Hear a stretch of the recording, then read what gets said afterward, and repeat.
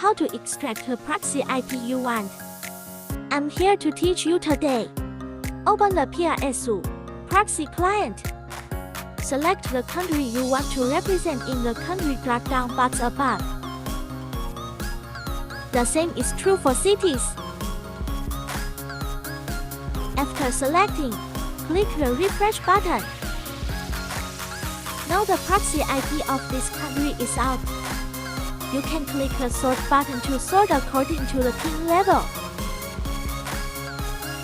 The other steps are the same. Select the proxy IP you need to use and right-click to select a port. After selecting the proxy IP, click the port forwarding list below. Copy the selected proxy IP to the corresponding fingerprint browser for configuration.